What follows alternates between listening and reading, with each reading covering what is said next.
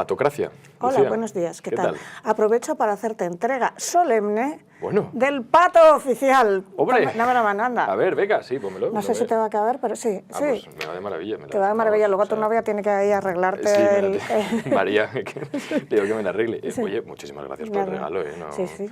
no me lo esperaba. Es para que entres a formar parte del club. Sí, bueno... Si lo regalas a tu novia, que igual lo de ir con un patito amarillo, no sé, pero vamos, que lo puedes llevar. Oye, porque, joder, no, maravilloso, Sí, es precioso. vale. Patocracia. Patocracia. Bueno, puedo leerlo yo y explicar lo que significa patocracia o lo explicas tú.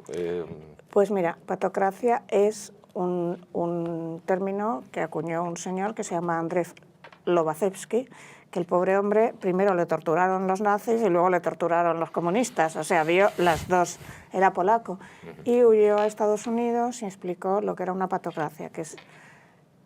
Patos es sufrimiento, es tanto el gobierno que inflige sufrimiento a los que están debajo como el gobierno que está hecho por psicópatas o condiciones patológicas que crean una especie de corte, porque alguien con determinada condición solo se va a rodear de gente de la misma condición. Entonces, cuando un gobierno autocrático, pues puede ser el despotismo ilustrado, que no era particularmente cruel con sus súbditos, ¿no?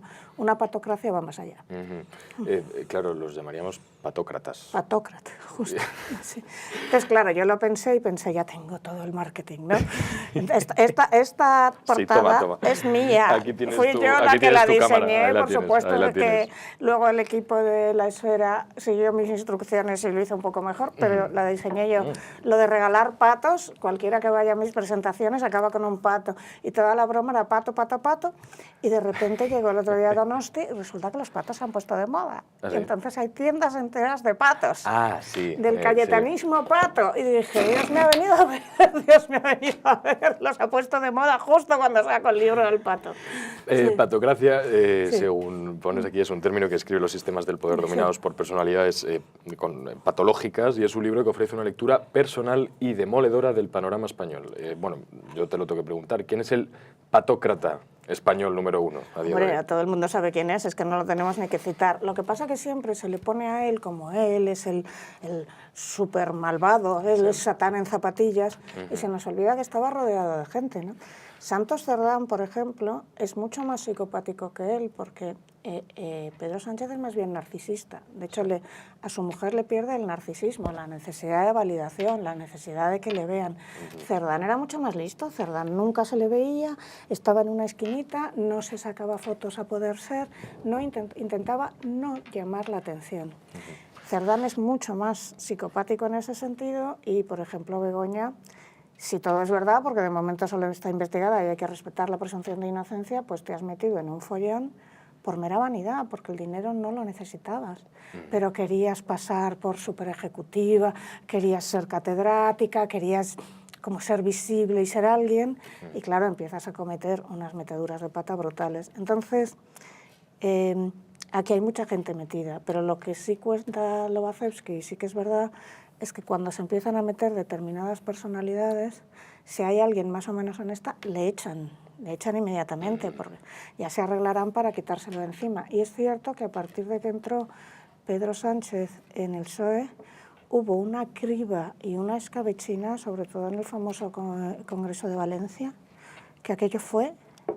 Entonces iba echando a todos. Bueno, habrás visto lo que publicó Ketty Garat hace muy poquito. Bueno, el libro, no sé si has tenido la suerte de leerlo. No lo he acabado porque tocho sí, pero vamos, sí, Ketty Garat es ella sabe que es mi heroína, o sea, en otro, y sobre todo porque Ketty Garat y yo vivimos lo mismo de maneras diferentes. A ella la persiguieron inmisericordiamente, le hicieron una campaña que yo no entiendo cómo Risto Mejide aún no ha pedido disculpas, la llamaron de todo menos bonita, tremendo, y a mí me hicieron otra con la mala fortuna de que yo vivía en Madrid, sabían dónde vivía, no tenía guardaespaldas y claro, empezó lo que entonces nadie me creía y ahora ya se ha visto, lo de pegarte por la calle, seguirte, liártela, ¿no? Entonces ahora ya cuando se vio este momento en el que llega este fotógrafo del Español y va a grabar una cosa y le pegan porque está ahí, o cuando hemos visto cómo, yo qué sé, le pegan a cualquier reportero que no les baile el agua. O sea, ese momento de las dos señoras que seguían a a Begoña Gómez lanzándose a este niño, haya hecho lo que haya hecho, ¿qué haces colgándote encima? Y todo esto, o lo de tirar micrófonos. ¿Crees que fue una...? Esto es un tema que he escuchado. Sí, solo quiero decir una cosa, perdón, un momentito, perdona, que a mí, cuando empezaron a pegarme por la calle, a dejarme pintadas en casa, la gente no me creía lo que estaba pasando. Ahora que se lo han hecho a mucha gente es cuando se ve, oye, que lo estaban haciendo de verdad. Y en aquel momento a mí me lo hacían en la calle y a Ketty se lo hacían en medios, porque lo de Ketty fue una barbaridad que yo creo que además iban precisamente a por mujeres. Hay una misoginia ahí tremenda. Perdona, ¿qué es lo que estabas preguntando? Perdón, yo que he saltado con un énfasis que te he escuchado. Que has mencionado a Vito Quiles. Es que he escuchado durante estos días que ese asalto que hemos visto en las imágenes, ¿no? Hemos visto que la amiga de Begoña presuntamente salta encima... Presuntamente no, es que lo que se ve en el vídeo se ve... Salta encima de Vito Quiles... y bueno, se lía parda. ¿Tú crees que esto puede llegar a ser una estrategia organizada por parte de Begoña y gente del PSOE?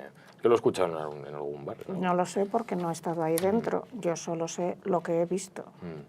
Lo que he visto es que, este chico, si ha entrado en un restaurante, el problema que tenemos los personajes públicos es que si eres personaje público en lugar público, pues ese es el riesgo que corres. Yo, por ejemplo, no puedo quedar a comer con cualquiera si voy a hablar ciertas cosas, porque imagínate que estoy comiendo contigo. Yeah. Si alguien pone el móvil aquí y me empieza a grabar, eso es legal. Personaje público en lugar público. Así que si quieres quedar con tus amigas a contar algo especial, hija de mi vida, no te vayas a un restaurante. Lo sé yo, no lo vas a saber tú que eres Begoña Gómez.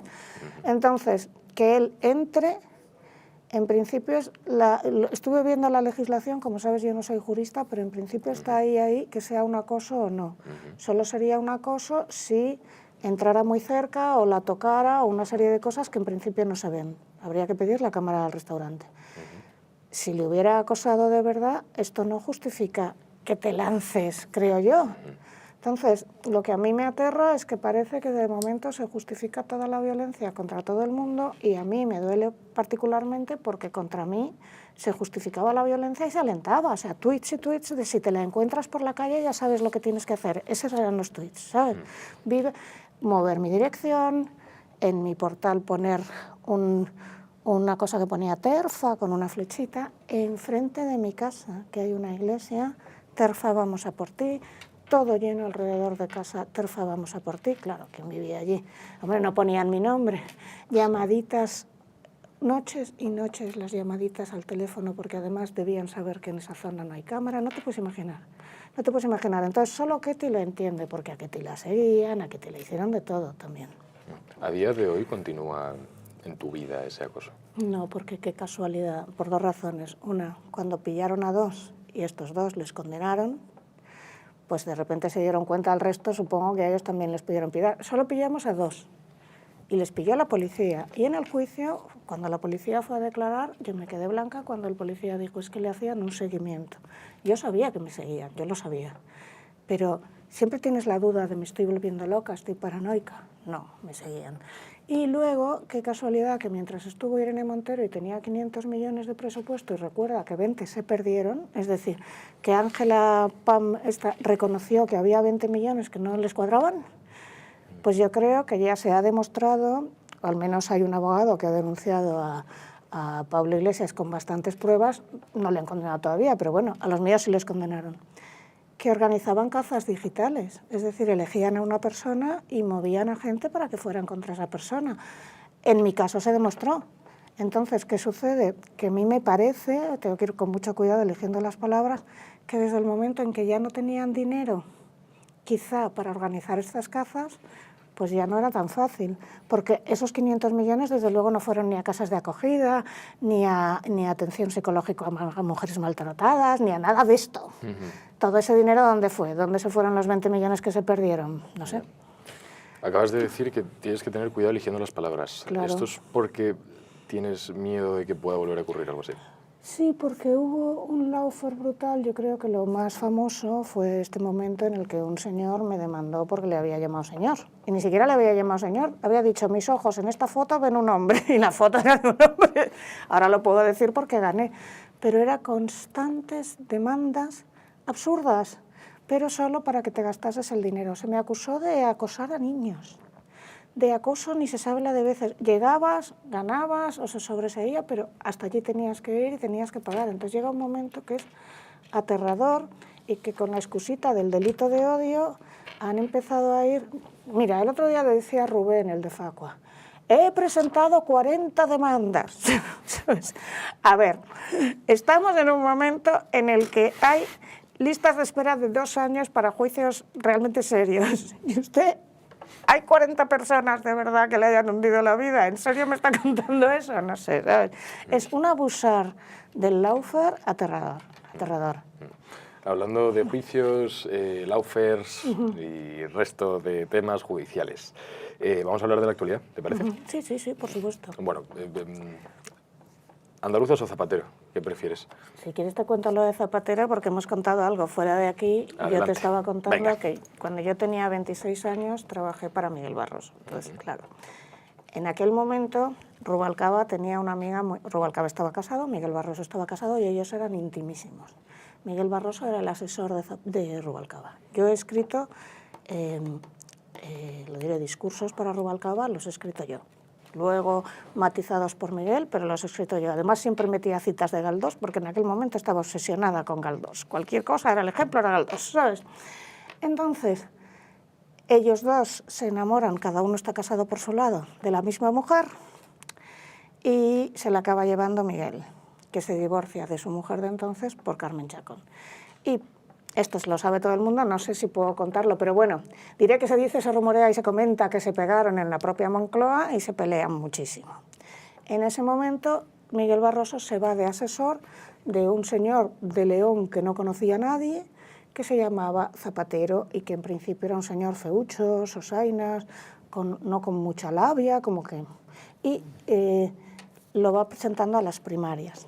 Rosa Díaz cuenta que cuando ella dice, pero ¿cómo van a lanzar a este señor a las primarias? Creo que es el propio Miguel el que le dice, no, porque ahora necesitamos candidatos líquidos y fluidos y tal y cual, ¿no? Entonces, ¿cómo ¿A qué gana? se refieren con eso de candidatos? Que no tengan una ideología muy clara, que la puedan cambiar, ¿vale? Vale. Entonces, como que se puede adaptar ahora a esto y ahora a esto. Entonces voy a decir 2 cosas que yo viví. Una, Bien. cuando se empiezan a plantear lo de vamos a sacar una ley que ahora se llama LGTBI, y entonces se llamaba gays y lesbianas, a mí, que en ese momento tenía una novia, pero lo llevaba más oculto que otra cosa, por la cuenta que me traía, me dicen que traiga a alguien de la Fundación Triángulo, y traigo a alguien. Y esa chica llega y les cuenta a ellos pues las propuestas que tienen. Y cuando se van, no solo Miguel y Rubalcaba y otra gente, pero empiezan a decir, no me extraña que sea lesbiana, porque con esa pinta... Esto era el nivel. Yo he oído decirme cosas, porque siempre digo la broma de Sofía Vergara, que siempre dice, si me ves así con 50 años, como era yo a los 18, si me ves así con 60, como era yo a los 26. Yo he oído de ellos las mayores burradas que te puedas imaginar, que todo lo que veas de Ábalos y Coldo y tal, pues de esos polvos, de esos lodos, eso era lo común.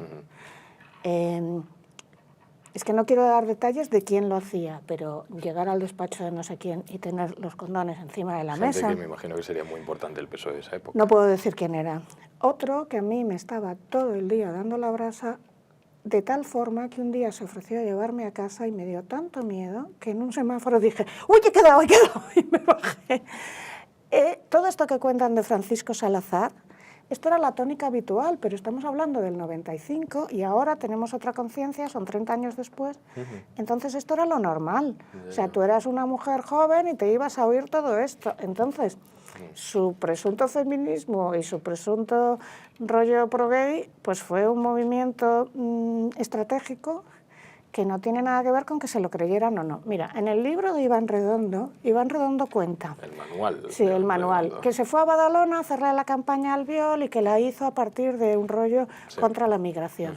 Y que no eran sus ideas, pero él es el asesor y lo tiene que hacer. Pues eso era la tónica. Yo no creo en esto, pero es lo que estratégicamente nos conviene. Yo soy un gañán, homófobo, me voy de señoritas de compañía, pero esto estratégicamente me conviene. Y esto lo vi todo el rato. Y vi un montón de viajes constantes de Miguel a Cuba y a Marruecos, constantes, Pero yo en aquel momento estaba en una secta. Es que no tengo otra forma de explicarlo. Pese a que viera todo eso, es cierto que me fui, eso sí. Pese a que sabía que no me convenía. ¿Te fuiste o te echaron? Me fui, porque llegó un momento que yo no podía más. O sea, no podía más con mi vida, de verdad. Pues pese a todo, yo seguía votando socialista a ciegas. Y entonces explícamelo, pues solo alguien que haya estado en una secta o en un movimiento sectario te lo puede explicar, porque hoy mismo estaba leyendo las memorias de una de las exnovias de Hugh Hefner, que vivía en la mansión Playboy y que estuvo allí 7 años, y ella las escribe cuando ya ha salido. Y cuando ya ha salido dice, es que yo no sé cómo aguanté todo esto, que aguantó de todo, de todo. Pero claro, tú estás dentro y hay un marco mental muy fuerte en el que tu identidad es esa, y hay un sesgo de identidad y de lealtad que tú sigues votando socialismo a ciegas, hayas visto lo que hayas visto. Es así. A mí me costó mucho y ser muy mayor y tuve 2 pics. Uno fue la ley trans y la otra Venezuela. ¿Sabes? Hasta entonces yo seguía a ciegas con las orejeras viendo lo que fuera y seguía pensando, pero los otros son peores. ¿Sabes? Esta era mi idea. Claro, y entonces a día de hoy, ¿qué? Pues a día de hoy ya nada, es que es como me dices, los Reyes Magos son los padres. Es decir, ahora, pues cuando tenga que votar, pensaré cuáles son mis intereses, ya sé que la gente no cumple sus programas, eso también, pero es que igual no voto lo mismo al Congreso que al Senado, que autonómicas, que municipales, es más que probable que vote según el momento y mis necesidades, pero ya esta fe ciega en que va a venir alguien a redimirme se me ha ido completamente. Te iba a decir, todavía es un poco pronto, pero también eres conocida por muchas veces... No sé, adivinar, podríamos decir, Sí. Lo que va a salir, Sí, sí. ¿no? Trump, Claro. dijiste que salía Trump. Dije Milei, que iban a invadir, Milei dije que iba a salir, dije que iban a invadir Irán, sí. Bien. Las próximas elecciones son el 27. Hombre, yo creo Sí. que hay una... Por ahora, sé que Mira, es pronto, pero... creo que Pedro Sánchez va a caer ahí. Me parece que está pactando todos estos viajes a China son para conseguir un puesto quizá en la OMS, vete tú a saber. Pero ellos tienen guardados 4 millones de votos con la ley de nietos y con las regularizaciones masivas, vete tú a saber si 5. Se repliegan a sus cuarteles de invierno, gana a quien le toque ganar y cuando estén en la oposición van a hacer macha martillo, fascismo, fascismo, fascismo, fascismo sin parar, hasta que lleguen las otras elecciones y ellos tengan 5 millones de votos más. ¿No ves ninguna posibilidad de que Pedro Sánchez pueda volver a ser presidente del gobierno? Hombre, tiene imputado al hermano, a su vicepresidente, su amigo más amigo que dejó de ser su amigo. Unas muy posibles imputaciones de Armengol y Víctor Torres que no se saben. A su amigo más amigo, Zapatero. Lo veo prácticamente imposible. Aquí hay una especie de pensamiento mágico de él, ha remontado siempre, está hecho de kriptonita, tal. Yo lo veo prácticamente imposible. Ya es que tú vas viendo todos los territorios y ha ido cayendo en todos. Aragón ha caído, Extremadura ha caído, Castilla, León fue ahí, pero ha caído. Andalucía, dicen, es que ha perdido la mayoría absoluta. Sí, pero se ha ganado. ¿Sabes? Sí, pero claro, yo te hago esta pregunta por las elecciones andaluzas. O sea, son unas elecciones donde quien ha crecido realmente es la izquierda. ¿Quién ha crecido? Adelante Andalucía. Pues son 6 escaños, Lucía. Vale, pero primero hay ley de ONT. Vale, ojo. bueno. Bien. Segundo, es que Adelante Andalucía, vamos a ver, Iván Maillo, que iba con el resto de Podemos. Te recuerda que Teresa Rodríguez se peleó con Irene Montero en una rifirrafe en Twitter, me gordo. Que Teresa Rodríguez es la única que dijo, me voy con 8 años, a los 8 años, y se fue. Esto es algo tan heroico en la política española. Entonces, que este chico, José Ignacio, venía con el marchamo de Teresa Rodríguez, es la única limpia de por aquí. Teresa Rodríguez es una chica que cae muy bien y después de lo que ha contado, de que tiene cáncer, todavía tiene más simpatía, pero siempre ha caído muy bien. Y él se presentaba como la alternativa limpia, es muy simpático, sonríe mucho, pero dices, en escaños son más, pero en votos no, te recuerdo, la ley de ONT ahí trampea, ¿sabes? Sí. Hombre, claro, te lo preguntaba porque muchos medios tratan esto como una victoria de Pedro Sánchez. Porque todo se trata como una victoria. Yo, antes de que esto ¿Crees pasara... que hay un sanchismo sociológico que ya conquista esto? Mira, antes de que esto pasara, yo dije, ¿qué os apostáis a que el día siguiente va a estar alguien diciendo toda la culpa fue de Marisú que no escuchó a sus asesores? Justo en la SER estaba, no voy a decir quién, diciendo, es que no escuchaba a sus asesores. Digo, por favor, más predecibles, tío, que el sermón del domingo de Pascua, ¿sabes? O sea, brutal. Sí. Entonces, hay que pensar que ahora los medios de comunicación no son periodistas, son agentes de propaganda. Es decir, yo he estado en programas de televisión y he visto cómo les llegaba el argumentario y les llegaba y le iban diciendo. Yo recuerdo un caso en particular en el que la que yo tenía enfrente decía, es que lo de la ley trans es un fraude de ley. Y yo, Bolaños acaba de reconocer que no es un fraude de ley. ¿Me puedes explicar por qué Bolaños acaba de reconocer esto? Y ella no me respondía. Decía, pero es un fraude de ley, pero es un fraude. Entonces, como yo los he visto delante de mí, yo, una cosa que cuento en este libro, que por cierto hay que promocionarlo, este es el libro. Ahí está, vale, Patocracia. Es como uno de los tertulianos de enfrente me dice, porque los... Mira, yo creo que ahora ya puedo... Bueno, no puedo decir quién es. Los pisos son de los bancos y tal. Digo, vale, hagamos una apuesta, se lo digo. Tú te vienes conmigo a Lavapiés, elegimos 3 pisos ocupados, luego vamos al catastro y como sean de un particular me pagas 5.000 euros. Y se va todo cabreado. Poco tiempo después, cuando sale lo de la ley de desahucios, que no sale ya por el escudo social por Junts, sí. Entonces sale diciendo, 60.000 familias se quedarán en la calle. ¿No decías que no existía ocupación de pequeños propietarios? Porque esas 70.000 familias se refieren a ocupación de pequeños propietarios. Los bancos aquí no entran. O sea, que cuando me decías que esto no pasaba, tú sabías que pasaba. Entonces la gente, como normalmente la gente normal de la calle no es psicopática, no entiende que hay gente que sí lo es. Cuando te digo psicopática no digo que vaya matando a gente, digo que tiene empatía cero. Entonces, a estas personas les dicen, tienes que decir que este techo de aquí que es azul es amarillo pollito y tú vas a estar, ese techo es amarillo pollito, ese techo es amarillo pollito, ese techo es amarillo pollito, y tú le vas a decir, pero nene, que es azul, no, amarillo pollito, fascista, terza, transfoba, amarillo pollito. Entonces, cuando te traen a gente que no es periodista, que son totales vendidos sí. Y que se limitan a repetir un argumentario, no son medios. Cuando tú estás inflando de dinero a un medio, ya no es un medio, es una maquinaria de propaganda, punto y pelota. ¿Sabes? Cuando viniste a este programa hace un año, no, sí. hace un año y unos meses, en YouTube pone que fue hace un año, pero hace un poquito más, uno de los temas de conversación, de los principales temas de conversación que tuvisteis Padilla y tú, fue el tema de Íñigo Errejón. Si no me equivoco, corrígeme si me equivoco, ahí justo Errejón fue cuando sacó el comunicado de que... Hecho por ChatGPT, que esto fue muy fuerte. ¿Sí? ¿Eso luego se descubrió? Es que tú entras a ChatGPT, le das al comunicado y le dices... No, la pregunta no tiene que ser tú has escrito esto, es ¿me puedes decir si este texto está escrito en colaboración con una inteligencia artificial? Y dijo sí. Dijo que sí. Fue cuando sacó el comunicado y cuando saca ese comunicado fue por todo el tema de Elisa Mulia.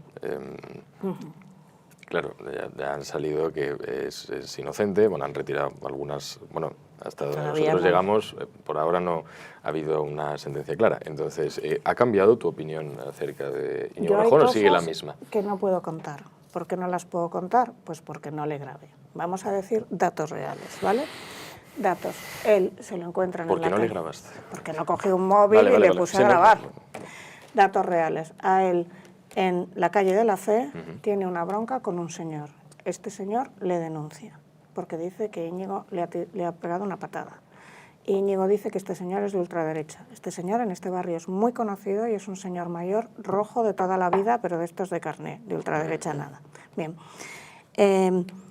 Hay un vídeo en el que se ve claramente cómo Íñigo se abalanza y 2 tíos lo cogen, pero no se ve que Íñigo sí que mueve el pie, pero no se ve si le ha dado o no le ha dado, ¿vale? Lo cierto es que el señor tiene una patada. Entonces, claro, la lógica te llevaría a pensar A y B, hay un vínculo. Pero resulta que a Íñigo le absuelven, porque llegan 2 testigos y dicen esos 2 testigos, los únicos que se presentan, no, de ninguna manera. Yo estaba allí y no le dio. Qué casualidad que esos 2 testigos, después Mónica García, entonces amiga, muy amiga de Íñigo, y estaba en el mismo partido, esa Mónica García les mete a los dos de asesores, de libre designación a 60.000 euros cada uno. ¡Qué cosa más rara!, ¿no? Hasta ahí puedo leer, y también te puedo decir que la Calle de la Fe en aquel momento, yo creo que todavía también, pero en aquel momento era un centro, que te lo puede decir cualquier policía, de venta de droga allí. Yeah.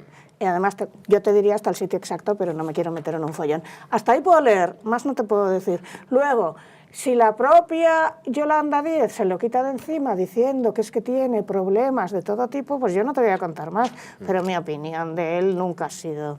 Siempre ha sido de que era un pijo de Pozuelo, de lo mejor de Pozuelo, que a su papá iban a recogerle en coche oficial. Sus dos padres eran funcionarios. O sea, hay muchísima gente que le ha conocido con los pantalones chinos. Tú es que eres muy joven, pero los pantalones chinos eran en el epítome de pijo de Pozuelo, ¿vale?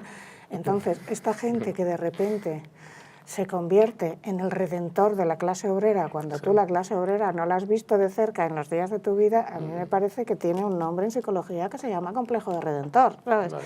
Entonces el complejo de redentor metido a política me parece muy absurdo.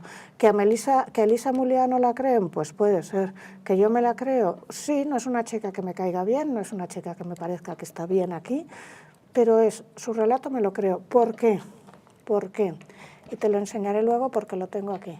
Porque a mí otra chica me contó algo muy parecido y esta chica no quiso denunciar nunca, nunca. Y yo recuerdo que le envié ese mensaje a gente de, oye, entonces qué casualidad que esta primera chica me cuenta algo, pero que se parecía punto por punto a lo que estaba contando Elisa, ¿sabes? Pero yo entonces no entiendo por qué retiran luego la denuncia. Porque... Es que es lógico, en España está la presunción de inocencia, vale, excepto para Hacienda. Okay. Que Hacienda no, ya eres culpable, pones el dinero primero y luego ya se hablará. Shakira. ¿No? Shakira, no, justo. Pero, excepto para Hacienda, que realmente va contra el Estado de Derecho, porque Hacienda en España se carga la presunción de inocencia y te obliga a poner dinero primero y luego se hablará. En España existe la presunción de inocencia, menos para Hacienda, que existe la presunción de culpabilidad. Entonces, si no había una cámara, obviamente es la palabra de ella contra la de él.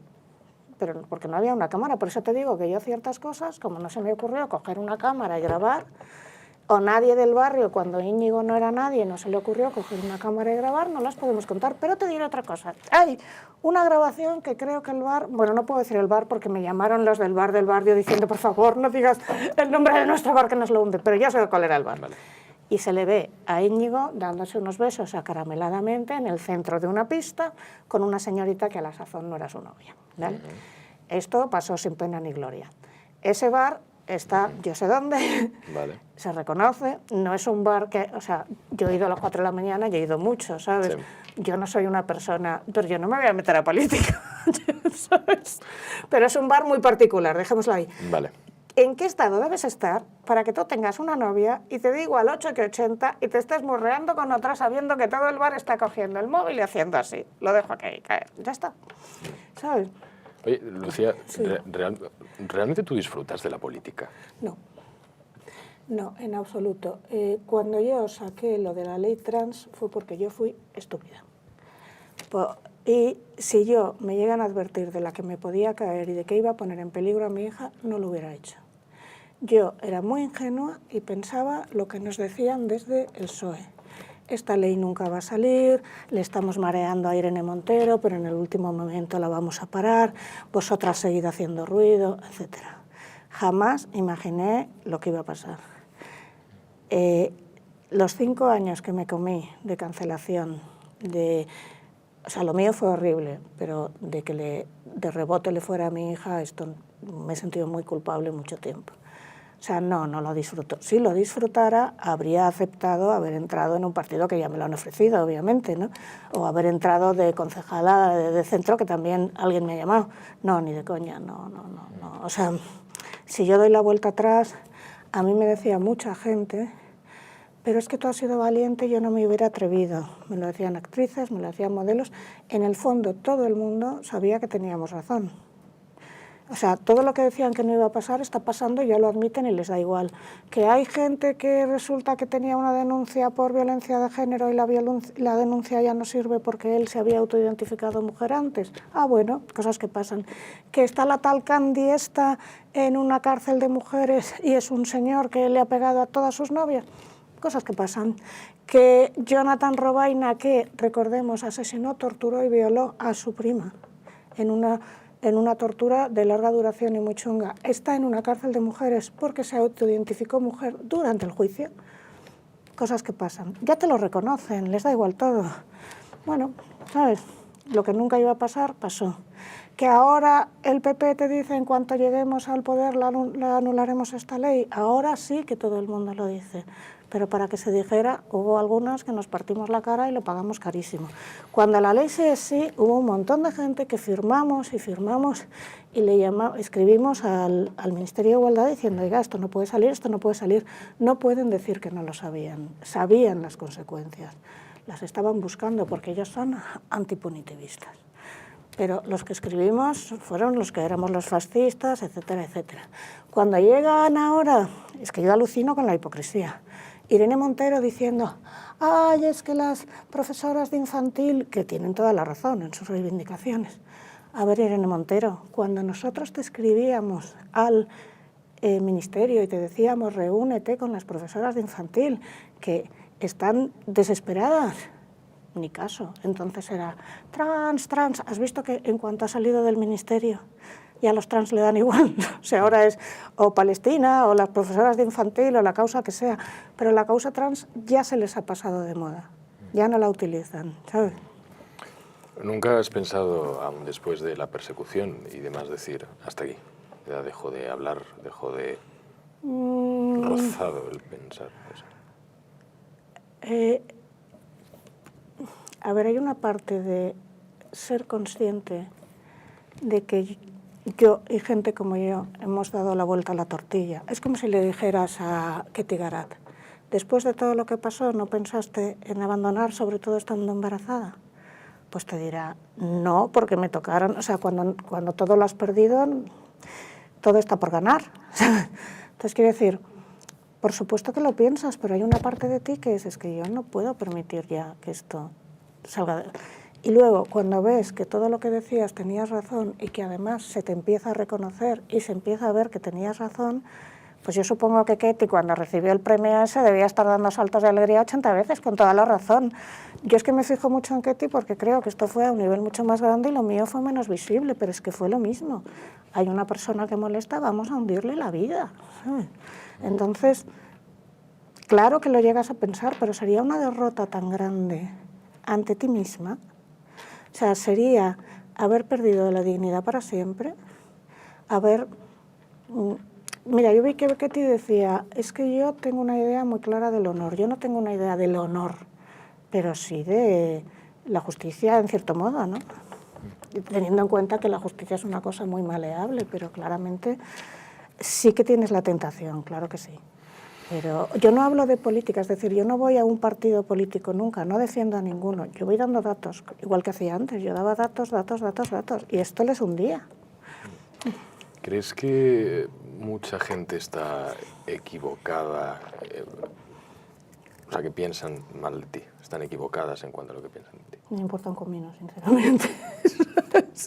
Quiero decir, hay una parte que es la gente que no me conoce, que obviamente puede tener la idea que... Mira, a mí me pasa siempre una cosa, siempre. Yo escuché a una señora del País diciendo, yo es que soy muy progre, pero nunca viajaría en metro porque yo lo siento, pero yo no puedo viajar en metro. Las declaraciones están, ¿sabes? Yo diciendo, viva el progresismo. Bueno, yo viajo en metro, en autobús, en tren, en todo.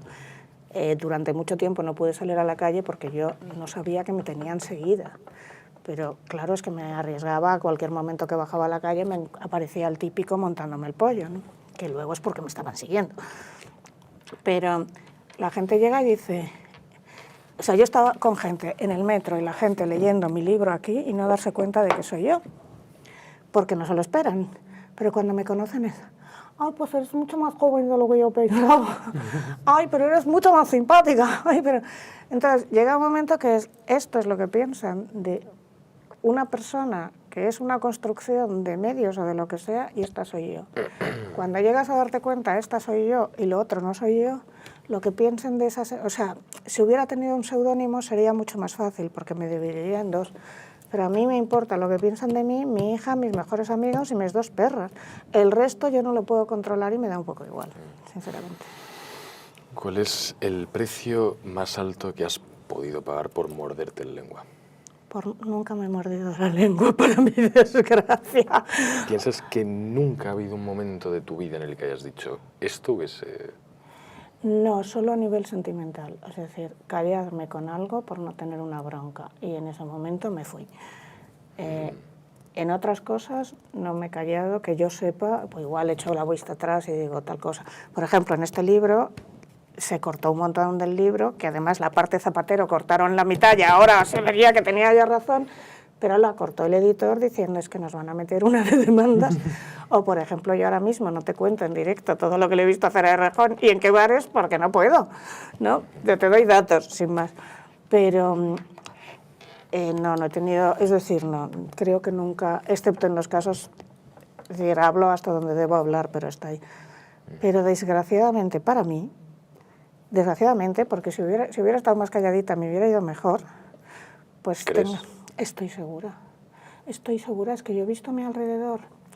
Mira, en el grupo en el que estábamos hay una que ahora tiene una fundación, que Pablo Cambronero, que trabaja aquí, tiene los datos y algún día los sacará, una fundación que ha ido recibiendo dinero, que no se sabe dónde ha ido.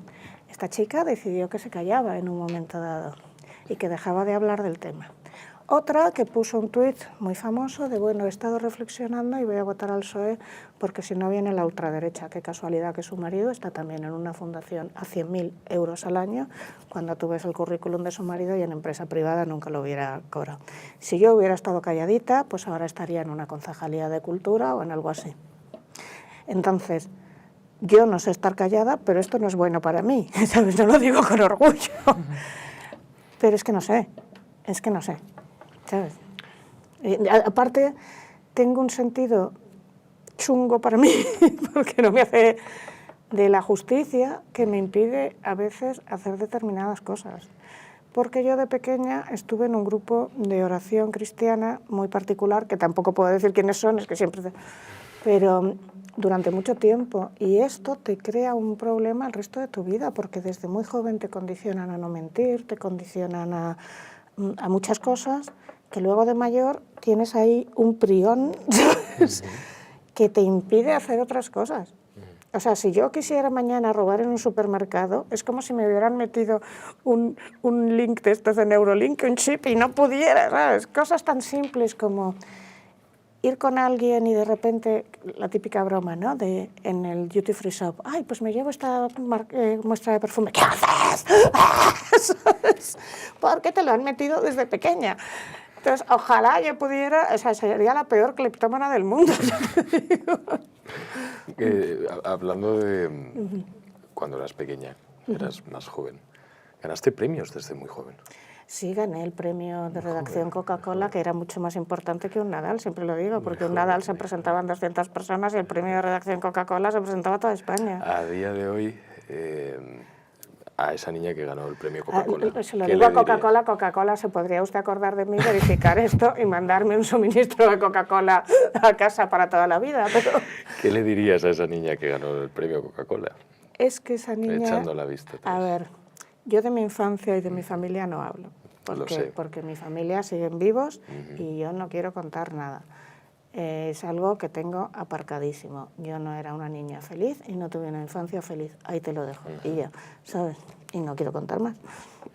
Porque tienes que respetar a que otras personas que también han sobrevivido a esa situación, igual no quieren que esa situación se sepa y ya está. Y ya está, y bastante daño les hago simplemente diciendo esto, porque igual estas personas tienen una vida de puertas para afuera perfecta en la que han contado otras cosas, ¿no? ¿Nunca has querido pertenecer a estas cosas del corazón o de cuando te han llamado a la puerta, quizás, o te han preguntado? No me han llamado a la puerta. No, nunca. Mira, el único famoso, mega famoso con el que estuve, que era Gérard Depardieu, el hijo, no el padre. Yo creo que aquí eran tan gañanes que ni sabían quién era. Cuando estaba con algún otro no era clase A. Al corazón pertenece quien quiere y yo no he querido, ¿sabes? Por eso, pero yo creo que tampoco hubiera dado el... Pero ya más allá de hablar de tu infancia o de tu familia, ¿no te gusta hablar de ti o sí? ¿O no tienes problema hablar de ti? Yo a partir de que me fui a mi casa te puedo contar lo que quieras sin ningún problema, pero antes no. ¿Sabes por qué? Porque estás contando una historia en la que participó más gente y que quizá esa gente no quiere que se sepa y yo lo respeto. ¿Crees que Y que además Sí. en esa historia hay muchas visiones que no coinciden con la mía, quizá. ¿Crees que hablamos de más muchas veces el ser humano? Sí, sí, claro. Yo lo primero, si me hubiera callado yo. Sí, te hubieras callado. Sí. No, te lo digo por el ruido. ¿En qué sentido? El ruido, todo lo que hay a día de hoy. ¿Crees que hemos ido a peor como sociedad? Todas las sociedades creen que han ido a peor, ¿vale? Todas. También es cierto que hay sociedades que efectivamente fueron a peor. Es decir, obviamente la Alemania nazi iba a peor desde la Alemania de entreguerras. Obviamente Corea del Norte ha ido peor respecto a lo que había antes. Entonces, todas las sociedades, en esto sí que yo soy marxista, están las fuerzas de la historia y tampoco te puedes poner a cambiar. Tú no te puedes poner a cambiar una sociedad, tú puedes cambiar tú dentro de esta sociedad y está ahí. Y puedes intentar cambiar a tu entorno más cercano. De hecho, esa idea infantil que yo tenía de puedo cambiar algo en el mundo, que es la idea de cuando estás en un grupo de oración, crees de verdad que tú, con tu ejemplo y tu esfuerzo vas a cambiar, y no vas a cambiar nada. Y es una idea que luego tienen la gente que está en un partido político de forma sectaria, que cree de verdad, o sea, la gente que cree en la superioridad moral de la izquierda o la superioridad moral de la derecha, son gente que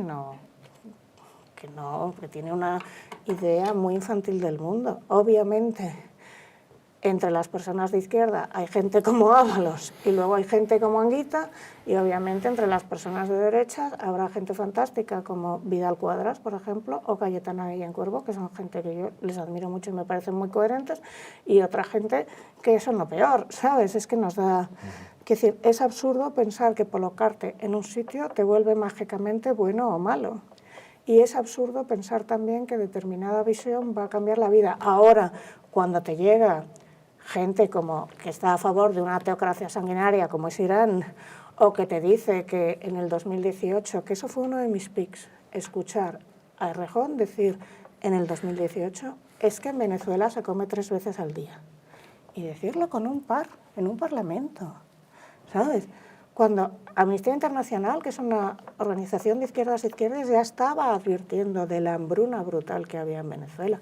Bueno, pues cuando ya pactas con dictaduras sanguinarias, con la dictadura que más ejecuciones tiene del mundo, que es Irán, el país más peligroso de América Latina, según Amnistía, que no es una organización de derechas precisamente, que es Venezuela, oye, ahí ya... ¿sabes? Ahí sí que yo me siento en superioridad moral, perdone, ¿sabes? Ahí sí que pienso que hay otro nivel. Hablando de... Bueno, hablamos antes, que estábamos arriba. Tema de Venezuela. Cuba. ¿Cuba piensas que será libre? Sí, pero muy pronto además. Mira, Marco Rubio, siempre cuento la misma historia, pero porque la historia es verdad, porque me la contó a mí Díaz Balart, ¿vale? Díaz Balart era el cuñado de Baldo Díaz Balart murió, pero era el cuñado de Fidel y había sido compañero de piso de Fidel, y Fidel se había casado con su mujer, Mirta, y Fidel era el padre de Fidelito. Y bueno, a través del congresista Marco Díaz Balart, pues saben mucho de Marco Rubio. Marco Rubio, hay 2 versiones de la historia, en una es la madre y en otra es la abuela. Marco Rubio le prometió, fuera su madre o su abuela, en el lecho de muerte de la señora: yo voy a acabar con la dictadura cubana. Y tiene eso aquí. Desde el momento en que han ya emitido una causa penal contra Castro, el hermano, contra Raúl, sí, es que ya han empezado. Tú recuerdas que cuando fueron a por Maduro, primero le metieron una causa por lo primero que se les ocurrió: narcotráfico, venga, ya. Pues ahora le han metido una de, ay, es que no ha ayudado a no sé quién, pero se ha hecho cosas muchísimo peores. Lo primero que se te ha ocurrido, porque ya van a por él. Y aparte, la gente que está en Cuba o tiene familia en Cuba te cuenta horrores, o sea, horrores. Yo tengo amigos con familia en Cuba que tienen que mandar cada semana comida, pero comida pagada a precio de diamantes, porque no la puedes mandar directamente por correo, tienes que pagar a alguien de allí que hace un chanchullo y se lo lleva. Los que no tienen la suerte de tener a alguien aquí mueren de hambre directamente, es decir, niños que se mueren, apagones todo el día, no hay agua corriente, están en una situación ya de desesperación. ¿Cuánto tiempo puede estar una gerontocracia, que es lo que es, aparte de patocracia, sí, gerontocracia, sí, sosteniendo eso? Ya no pueden, ya no pueden. Cuando se les acabó Venezuela y cuando además la propia Rusia ya les está dejando caer, y China también, desde el momento en que Trump va a China, Rusia ya está, Cuba ya está condenada. O sea, Rusia ya ha dicho, bueno, esa islita de ahí nos da igual. Ahora no se mueve, es decir, la geopolítica que podía haber en los años 50 o 60 era territorial. La nueva es tecnológica y es global y se mueve de otras maneras. Ya tener una islita que estaba ahí por una razón geoestratégica, te la sopla. Y además la islita no tiene nada que darte. Venga, otra cosa mariposa. ¿Y China con Taiwán? China soltar Taiwán, lo dudo mucho. Por eso te digo, claro. Sí, lo dudo mucho, pero ¿tú crees que a Trump le importan un poco el camino los taiwaneses también? O sea, a Marco Rubio le importan los cubanos. Sí, bueno, obviamente. Ya por una cuestión... Sí, pero no creo yo que a Trump le importe nadie excepto a sí mismo, en el fondo. Igual un poco Melania y su hijo, que le importa mucho, pero está ahí, y su hija que también. Pero yo creo, o sea, yo en parte admiro a Trump porque es un psicópata, ¿sabes? Porque ojalá yo pudiera tener esa frialdad. ¿Crees que es otro de los psicópatas? Yo creo que a partir de cierto nivel tú necesariamente tienes que tener un perfil psicopático. Pero lo mismo te diría de cualquiera. Pero no para ser político, en líneas generales. Sí. Ah, sí. Vamos a ver, la gente no entiende lo que es ser psicopático, es ser extremadamente frío y tener una empatía muy baja. Por ejemplo, un cirujano por necesidad tiene que ser psicopático. Es decir, si tú vas a operar a un niño de 2 años y se te puede morir, si tú tienes mucha empatía vas a temblar de tal manera que no puedas operarle. Entonces, un buen cirujano, un buen banquero, un buen militar, todas estas profesiones que requieren que en un momento dado tú estés por encima de estas cosas, tienes que ser psicopático, tienes que tener una empatía muy baja, un concepto del riesgo muy bajo y una frialdad total. Por supuesto que Trump es psicopático, como lo puede ser Macron, como lo puede ser cualquiera. Es cuando se meten otra serie de factores cuando empiezan a ser peligrosos, que normalmente le llaman la tríada oscura, ¿no? O sea, psicopático, maquiavélico, narcisista, al que yo añadiría la cuarta, sádico. Cuando se meten estos 4, entonces es una persona muy peligrosa. Si solo es un poco psicopático, pues será un gran cirujano, puede ser un increíble estratega militar, puede ser un gran periodista, oye, ¿sabes? O sea, puede haber periodistas psicopáticos. Yo creo que la gran mayoría lo También. son. Mira, hay un libro muy interesante de un señor, no lo digo yo, que se llama Kevin Dutton, que se llama el libro La sabiduría de los psicópatas. Vale. Este es un libro de divulgación que recoge todos los estudios sobre psicópatas que hay y él los sistematiza y los cuenta pues, de una forma graciosa. Sí. Es un libro que a mí me encantó. Y está la famosa lista de profesiones con más psicopatía y periodista creo que es la tercera. Ajá. Es decir, tú imagínate, tú estás aquí, ¿no? En esta redacción y te llega un bombazo sobre, yo qué sé, el de Zapatero, pero imagínanos que fuera otro. Y tú sabes que su mujer está embarazada, que a su mujer le vas a hundir la vida, pero aquí tienes el mega scoop, que es que vas a vender todo. ¿Te importa un comino de mujer embarazada? Pues si te importa un comino de su mujer embarazada, no puedes ser periodista de alto nivel. Es que es lógico. Tienes que hacer un sacrificio. Pues los que no lo haríamos, no nos vamos a llegar nunca al nivel más alto, pero a niveles muy altos las decisiones requieren tener muy poca empatía. O el jefe de personal que tiene que hacer un ERE y se va a cargar a un montón de gente, entre estas, esta que está embarazada, el otro que está cuidando de su madre, no sé qué. Como le tiembla el pulso, no lo hace. Entonces, determinadas profesiones exigen eso. Si solo eres psicopático, bueno, si solo eres narcisista, pues eres un tío pesado. Siempre lo digo, con todos mis respetos, Mario Vaquerizo es un narcisista típico, es decir, alguien que reconoce que le gusta la fama, que hace un grupo en el que ni siquiera canta porque lo que quiere es subirse a un escenario, que quiere que le vean. ¿Es un problema para su mujer? No, ella está encantada. Igual a mí me parecería un pesado, pero no es en sí algo horrible. De hecho, para su mujer es divertido, fantástico. Alguien maquiavélico, pues la típica madre pesada que está todo el día enfrentando a todo el mundo, pero hay un montón de gente que tiene madres maquiavélicas, no pasa nada. Cuando se unen los 3 rasgos, ojo, eso es lo que le llaman la tríada oscura. Y te digo que yo añadiría sádico. Sádico. Cuando metes los 4, entonces tienes al ayatolá Khamenei ¿sabes? Sí, sí. Si el Congreso de los Diputados fuese un diván de psicólogo, Pues lo primero el problema sería este. Hablabas también, ¿no?, del tema hay mucha droga. yo no puedo contar, pero entonces me tengo que basar en lo que han dicho otros. No por ser político necesariamente hay drogaína, pero digamos que hay formaciones en particular que sí. Y lo voy a dejar aquí porque no me quiero meter en líos. Formaciones en particular. Sí, y además, bueno, yo te estaba contando en privado una persona de un partido político que me montó un pollo terrorífico en un bar de mi barrio y que además es que están los camareros de testigo y que esa persona iba puesta hasta las cejas, pero no iba ese día, es que todo el mundo sabe que iba. Es que en mi barrio hay mucha, o sea, no le voy a abrir los ojos a nadie diciendo lavapiés hay droga, ¿sabes? No, claro. El lavapiés es el sitio donde la gente va a comprarla, de hecho. Y ya si bajas hacia abajo, hacia Embajadores y Arganzuela, es un problemón, pero un problemón porque, por ejemplo, no te lo digo porque yo la haya comprado, no sé qué, el centro de salud mental que está en la calle Cabeza no pueden con todo esto, ya no pueden, están superados. Entonces, mira, voy a decirlo muy claro, cuando llega una formación que te dice que te saca una guía, y esto fue Madrid, del uso responsable del chemsex, manejo responsable del chemsex. O sea, usted me está diciendo que existe un manejo responsable de las drogas. ¿Qué me está contando? ¿Qué me está contando? Pues ya cuando te viene esa misma formación y dice, vamos a legalizar el cannabis. Si tú me dijeras, legalizamos todo y globalmente, yo estaría incluso de acuerdo, porque eso significaría...